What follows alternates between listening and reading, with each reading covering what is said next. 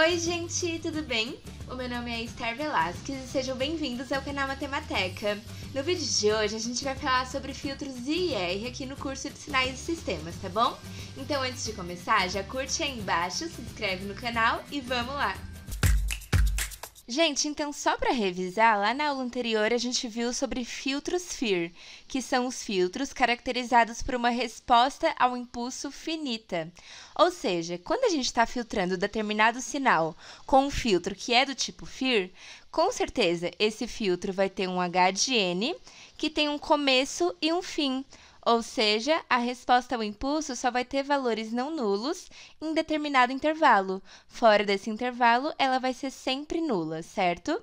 Então, o filtro FIR é um sistema LIT caracterizado justamente por essa resposta ao impulso finita, e além disso, a gente conseguiu perceber na aula anterior que ele é um sistema sempre estável. Então, qualquer filtro FIR, independente dos parâmetros que a gente usa, sempre vai ser estável e, portanto, a gente sempre vai conseguir escrever no domínio da frequência, certo? Lembrando que para fazer a transformada de Fourier, a gente tem que ter uma estabilidade. Agora, diferente do filtro FIR, o filtro I e R, que a gente vai ver nessa aula, o que vai caracterizar é uma resposta ao impulso infinita, ou seja, o nosso H de N, ele não vai ter valores não nulos apenas em determinado intervalo.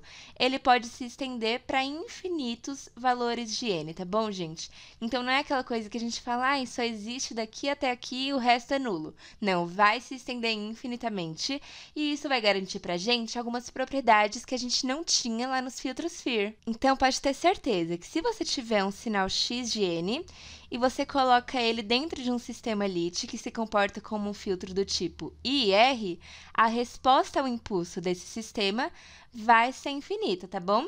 Agora, se fosse um filtro do tipo FIR, esse H de N teria um começo e um fim. Então, essa é a principal diferença entre esses dois filtros. Agora, vamos ver qual é a equação de diferenças que caracteriza um filtro do tipo I e R. A gente sempre vai ter x de n igual à somatória de menos m1 até m2 dos coeficientes do filtro vezes y de n menos k. Então, o que a gente consegue perceber aqui? Ao contrário dos filtros FIR, o atraso não está mais no x, e sim no y. A gente tem y de n menos k. Lá nos filtros FIR, a gente tinha somatória de AK vezes x de n menos k. Então, na equação de diferenças, esse é o principal fator que vai diferenciar os filtros FIR dos filtros I e R. E como a gente consegue ver aqui, a gente está buscando valores anteriores ou futuros de y. Então, a gente pode ter y de n menos 1, por exemplo, quando k for igual a 1. Ou a gente pode ter y de n mais 5, y de n menos 10. Então, nesse tipo de filtro, pode ser que a gente procure valores antigos ou futuros do y. E o que isso está mostrando para a gente? A gente tem uma recursividade. Ou seja, quando a gente está em determinado valor de n, a gente pode ter que procurar valores anteriores do y de n. Então, valores, por exemplo, do y 5 amostras atrás. Então, eu trouxe uma equação de diferenças aqui, que a gente já trabalhou bastante com esse tipo de equação em aulas anteriores, né? E a gente pode ver que esse tipo de equação é característico de um filtro I e R, certo? Porque é o x de n igual ao y de n menos a vezes y de n com um atraso. Isso caracteriza esse tipo de somatória. Agora, eu vou isolar o y de n aqui, aí a gente vai ter que o y é igual ao x de n mais a vezes y de n menos 1. Repara só o que está acontecendo aqui. O y de n atual depende do x de n atual, mais o coeficiente a, que é uma constante, vezes y de n menos 1. Então, depende do y anterior. Só que o y anterior também dependeu do y anterior a ele, e aí ele se dependeu do anterior a ele, e isso acontece infinitamente. Então, é uma coisa recursiva aqui, gente. Então, vamos falar de dinheiro. Vamos supor que o y de n é o quanto de dinheiro você guardou no seu cofre, sendo que a cada dia você guarda determinada quantidade x de n. Aí, você começou hoje, você guardou 5 reais. Então, sua soma é 5 reais, certo? Aí, amanhã, você vai e guarda 6 reais. Então, a soma que você vai ter é justamente 6 reais mais o quanto você já tinha ontem. Então, você vai ter 11 reais. Aí, vai no dia seguinte, você guarda 10 reais. Então, a soma do que você tem no seu cofre são os R$ 10 que você colocou, mais o que você já tinha no dia anterior. Então, agora você tem R$ 21. Então, a cada dia, para calcular a soma de dinheiro que você tem no momento, você precisa pegar o que você tem hoje, então, o valor atual do X de N, mais o que você tinha ontem. Você tem que somar ali. Se você não somar, você não vai ter a quantidade total de dinheiro que você tem. Então, isso aqui funciona de forma recursiva. Você busca valores anteriores para chegar no seu valor atual. E é justamente dessa forma que vai se comportar um filtro do tipo I e R, tá bom? E aí, gente, assim como lá nos filtros FIR, a ordem do filtro I e R vai ser M1 mais M2 mais 1. Então, de acordo com os parâmetros que você escolher aqui, que vai depender do seu projeto, da aplicação, você consegue chegar na ordem do seu filtro. Agora, como que a gente consegue comprovar que, de fato, a resposta ao impulso de um filtro I e R é uma resposta ao impulso infinita? Bom, a gente sabe que a resposta ao impulso de um sistema é a saída desse sistema quando a entrada é o sinal impulso. Então, quando x de n é delta de n, o y de n é o h de n. Então, é só a gente substituir aqui. A gente troca x por delta e troca y por h de n menos k, que é a resposta ao impulso. Então, a gente vai chegar que a resposta ao impulso desse sistema vai se comportar dessa forma. Só que, gente, isso aqui está funcionando de forma recursiva. E como a gente acabou de ver, quando a gente está fazendo uma coisa recursiva, isso vai ser infinito. Eternamente, a gente vai ficar buscando valores antigos. Então, se a gente tiver mais uma vez essa equação de diferenças, quem vai ser a resposta ao impulso? O y de n vai virar h de n, isso vai ser o impulso, que é o x de n, mais a vezes h de n menos 1. Então, olha só, o h de n atual sempre vai depender do h de n anterior. E isso vai acontecer infinitamente, gente. A gente sempre vai ter um h de n anterior para pegar. Então, isso aqui vai funcionar de forma infinita, tá bom, gente? Então, de fato, ao contrário dos filtros FIR, a resposta ao impulso de um filtro I e R vai ser infinita. Mas beleza, isso aqui é a análise no domínio N. A gente está analisando a resposta ao impulso. Mas nesse curso, a gente já viu outros domínios também, né? Então, vamos falar sobre o domínio Z, que é quando a gente faz a transformada Z de algo que está no domínio N. Então, no domínio Z, a gente pode trabalhar com a função de transferência do nosso sistema. Para isso, a gente precisa fazer a transformada Z de tudo isso aqui primeiro, certo? Então, o x de n, a gente sabe que vai virar x de z. E o y de n menos k, como a gente tem um atraso, vai ficar y de z vezes z elevado a menos k, certo? Então, é o y, só que com atraso de k. Mas como o y de z não está com a variável k, que é a variável da somatória, a gente pode colocar ele para fora multiplicando, certo? Aí, a gente quer encontrar nossa função de transferência. E a gente sabe que o h de z vai ser y de z sobre x de z, certo? Então, a gente vai manipular isso aqui, passando o x de z dividindo para o outro lado, e essa somatória dividindo aqui para o lado esquerdo. Com isso, a gente vai ter que o h de z, que é o y de z sobre o x de z, vai ser 1 sobre a nossa somatória, para um sistema que é um filtro I e R. Então, sempre vai ter esse formato genérico aqui. Mas agora vamos fazer a análise dos polos do nosso sistema, tá bom? Vamos supor que aqui no nosso denominador, a gente tem z ao quadrado mais meio vezes z. Quais são as raízes disso aqui, gente? Se a gente colocar o z em evidência, a gente vai ter z vezes z mais meio. E a gente quer encontrar as raízes, então igual a zero. Portanto, as raízes desse denominador aqui são z igual a zero e z igual a menos meio. Agora, gente, o que acontece aqui? A gente viu lá nos filtros FIR que os possíveis polos daquele sistema eram z igual a zero ou z igual a infinito. Não tinha como nenhum outro valor do plano complexo ser um polo daquele tipo de sistema. Mas aqui nos filtros I e R, qualquer raiz do nosso denominador vai ser um polo. Então, se a gente tiver z ao quadrado mais 1, a gente vai ter raiz. Vai ser complexa, mas vai ter. Se a gente tiver z ao quadrado mais 6z mais 5, a gente vai ter raízes. Então, todas as raízes do nosso denominador vão ser polos do sistema. E nem sempre essas raízes vão ser zero ou infinito, igual lá nos filtros FIR. A gente pode ter qualquer raiz em todo o plano complexo. Portanto, qualquer valor que a gente tem ali no plano Z pode ser um polo desse sistema. Qualquer valor está apto a zerar o denominador desse tipo de função transferência.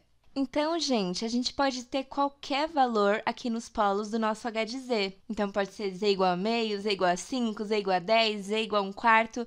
Qualquer valor de Z pode virar um polo disso aqui, dependendo da equação que a gente tiver aqui no nosso denominador. Porque essa equação, gente, ela pode ser Z a menos 2 mais Z a menos 1, mas também pode ser Z mais Z ao quadrado, mais 1 sobre 2 vezes Z ao cubo. Pode ter infinitos tipos de equação aqui nesse denominador. E cada uma dessas equações pode ter polos distintos, pode ter valores diferentes de Z que zeram o denominador. E aí, gente, o que isso vai mostrar pra gente? Que nem sempre o nosso sistema vai ser um sistema estável. Pode acontecer de ele ser, mas também pode acontecer de ele não ser, porque nem sempre a região de convergência disso aqui vai incluir a circunferência unitária. Por exemplo, se a gente tiver um polo em Z igual a 2 e isso for um sistema causal, a gente sabe que a região de convergência de um sistema causal é módulo de Z maior do que A, né? Então, aqui no caso, vai ser módulo de Z maior do que 2, e isso não está incluindo a circunferência unitária. Portanto, esse sistema não seria estável. E isso indica para a gente que nem sempre a gente vai conseguir escrever esses filtros no domínio da frequência. Então, a gente só vai conseguir fazer isso quando eles forem estáveis. Então, quando a região de convergência incluir a circunferência módulo de Z igual a 1. Mas então, vamos dar uma atenção especial aqui para os filtros I e R que são estáveis, porque pode acontecer de não ser estável, né? Mas também pode acontecer de ser estável. E é sobre esses sistemas estáveis que a gente vai falar agora. Quando a gente tem filtros I e R que são estáveis, então que a região de convergência inclui módulo de Z igual a 1, a gente consegue escrever a resposta em frequência do nosso sistema. Então, a resposta em frequência de um filtro I e R é escrita assim, o domínio da frequência daquele tipo de filtro. E aí, gente, como a gente viu, o H de Z ele pode ter polos em qualquer lugar do plano complexo, né? Isso vai mostrar pra gente que a magnitude do H de ômega vai ter transições mais bruscas do que lá nos filtros FIR e vai ter uma fase mais não linear. Então, lembra lá dos filtros FIR, por exemplo, o filtro média móvel? Ele tinha uma transição nada brusca, assim, né, gente, se a ordem fosse baixa. Então, ó, ele deixava passar mais essas frequências, mas ele não rejeitava totalmente esses aqui. Ele ia mais suavizado, sim, ele ia deixando as frequências mais altas passarem um pouco também. Já aqui nos filtros I e R, gente, a magnitude do nosso filtro vai ser mais brusca do que dos filtros FIR. Então, não vai ser uma coisa tão delicadinha assim como nos filtros FIR. Ó, vai deixar passar essas e tá atenuando total esses aqui. Então, a gente tem uma diferença ali na magnitude dos filtros FIR para os filtros I e R. Além disso, a gente viu lá nos filtros FIR que era muito interessante que a gente tinha uma fase praticamente linear, quase sempre, né? O que não vai acontecer nos filtros I e R. Aí, gente, de acordo com os parâmetros que a gente tem aqui no nosso denominador, ou no numerador também, né, dependendo do filtro, a gente consegue fazer análise desse filtro I e R para ver se é um filtro passa baixas, passa altas, passa bandas. E como que a gente faz essa análise? A gente já fez, gente. A gente fez essa análise lá nas aulas de sistemas de primeira ordem e de segunda ordem. Nessas aulas, a gente falou exclusivamente sobre filtros recursivos. Então, isso aqui não deixa de ser um filtro recursivo, né? De primeira ordem, nesse caso, porque a gente tem uma diferença aqui. Aí, nesse caso, a gente limitou lá na aula de sistemas de primeira ordem para o módulo de A ser menor do que 1. Por que a gente fez isso? Porque se o módulo de A for maior do que 1, a gente vai ter um sistema instável. E como a gente quer trabalhar no domínio da frequência, a gente precisa garantir a estabilidade. Isso é feito através dessa limitação do valor de A, tá bom? Então, se você fizer a transformada Z de um sistema desse tipo aqui, e o módulo de A for menor do que 1, com certeza vai ser um sistema estável. A região de convergência vai incluir a circunferência unitária. E aí, a gente encontrou essa resposta em frequência, que é a resposta em frequência de um filtro I e R de primeira ordem. E essa resposta em frequência, gente, fazendo a transformada inversa, a gente encontra essa resposta ao impulso, que é uma resposta ao impulso infinita. Por mais que ela se aproxime muito do eixo horizontal, ela sempre vai ter valores não nulos para n maior ou igual a zero. Ela vai ficando realmente muito próxima do eixo horizontal, mas sempre com valores infinitamente próximos de zero, tá bom? Então, isso aqui é uma resposta ao impulso infinita. Ela existe para todo n maior ou igual a zero. E aí, a gente viu lá na aula de sistemas de primeira ordem que quando a gente tem um sistema desse tipo, em que o A é positivo, então para A entre 0 e 1, a gente vai ter um filtro passa-baixas. Por quê? A gente está passando mais as frequências ao redor de 0, de 2π, de 4π, e a gente está atenuando as frequências altas, que são próximas de π, 3π, menos π também. Por outro lado, quando A é negativo, a gente vai ter um filtro passa-altas, tá? Atenuando essas frequências e passando essas aqui. Agora, vamos falar sobre um sistema elite-causal de segunda ordem, que vai ser o nosso filtro recursivo, filtro IR, de ordem 2. A gente também falou sobre esse tipo de sistema nas aulas anteriores, e a gente viu que a equação de diferenças que descreve um filtro desse tipo vai ter esse formato aqui. E, no caso, a gente também faz a limitação aqui para que a gente tenha um sistema estável. Garantindo esse sistema estável, a gente consegue escrever a resposta em frequência. E através dessa resposta em frequência, é possível a gente fatorar o denominador e expandir em frações parciais. Com isso, a gente consegue encontrar a resposta ao impulso para diferentes valores de θ. Então, quando θ é 0 ou π, a gente tem essas respostas ao impulso. E quando θ está entre 0 e π, a gente vai ter essa aqui. E a gente consegue perceber que todas elas são infinitas. Todas elas têm valores para n maior ou igual a zero e se estendem infinitamente. Ó, gente, então só revisando, isso aqui é um filtro IR de primeira ordem, que tem essa resposta em frequência e essa resposta ao impulso. Aí a gente analisou o tipo de filtro de acordo com o valor de A. Agora a gente está vendo um filtro IR, que é de segunda ordem, então um filtro recursivo de ordem 2, e a gente tem essa resposta em frequência e essas respostas ao impulso de acordo com o valor do nosso θ. No caso, a gente viu que quando θ é igual a zero, a gente vai ter um filtro passa-baixas. Vai passar 0, vai passar 2π, vai passar menos 2π. E o valor do R vai simplesmente mudar a concentração com que as frequências baixas passam e que as frequências altas são atenuadas. Quando a gente tem um θ entre 0 e π, a gente vai ter um filtro passa-faixas ao redor de θ. Então, se θ for igual a π sobre 4, a gente vai passar as frequências ao redor de π sobre 4. Se θ for igual a π sobre 8, a gente vai passar as frequências ao redor de π sobre 8, e por aí vai. E, por fim, quando a gente tem θ igual a π, a gente tem o filtro passa-altas, que passa as frequências π, 3π, os múltiplos ímpares de π. Aí você fala, nossa, e se eu tiver um filtro recursivo de terceira ordem, ou de quarta ordem, quinta ordem?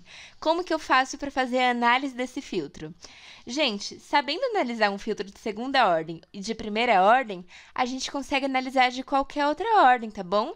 Porque um filtro de terceira ordem, por exemplo, é um de segunda com um de primeira, ou um filtro de quarta ordem, é um de segunda e outro de segunda. Então, a gente consegue fazer essa análise separadamente, quanto mais a gente aumenta a ordem do nosso filtro, tá bom? Gente, então nessa aula a gente estudou os filtros recursivos, os de primeira ordem e os de segunda ordem. A gente viu que os filtros recursivos, também chamados de filtro IR, têm uma resposta ao impulso infinita, ao contrário dos filtros FIR, e a gente fez a análise quando eles são de primeira ou de segunda ordem, vendo para quais valores de A e de θ que a gente tem o filtro passa-baixas, passa-altas ou passa-faixas. Então, se você quiser ver uma análise ainda mais completa desse tipo de filtro, eu vou deixar o link aqui em cima, onde a gente fez uma análise completíssima de sistemas de primeira e de segunda ordem, tá bom?